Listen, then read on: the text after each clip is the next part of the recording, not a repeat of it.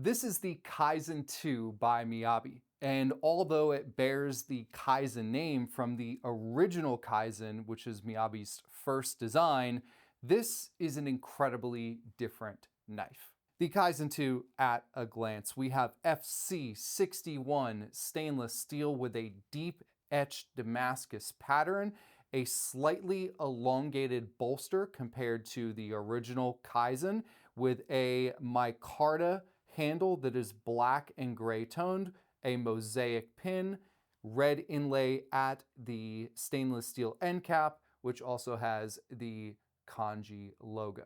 Now, as much as I like to stay hyper-focused on the knife in the title for these shorter videos, it's near impossible to talk about the Kaizen II without talking about the Kaizen. So let's just break down their differences. That way you can understand that these are very, very different knives.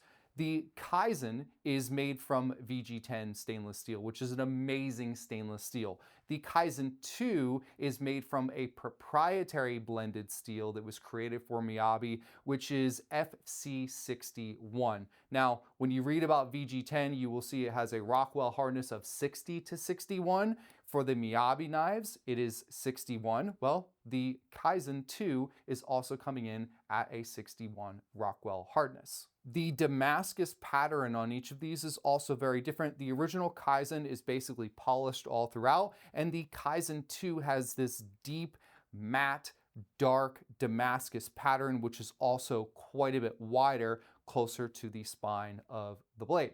Now, I had to get out my measuring tape for this one, so we got about 1.75 inches and almost 2 inches. I was right, so my eyes are working just fine.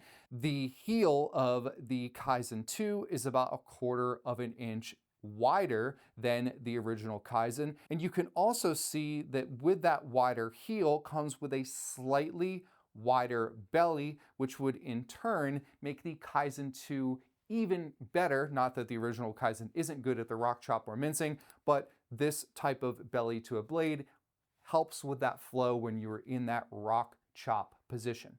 Next up would be the bolster. You can see that the Kaizen II has a little bit longer of a bolster, and because of that, the blade next to each other is a little bit higher because the length of the edge is the same, but that longer bolster makes it a little bit longer of a knife as a whole. The handles are both made from the same micarta material with that black and gray grain. However, although the end caps are basically the same size, the top and the middle of the handles are very different. The Kaizen II is a little bit girthier. It's got more of a belly on it. It's basically just a fuller bodied handle. Something else worth mentioning regarding the bolster would be that the slope of the curvature of the bolster of the Kaizen II is a little bit longer. So with that, you're going to get an even more comfortable pinch grip, especially if you've got big thumbs like me.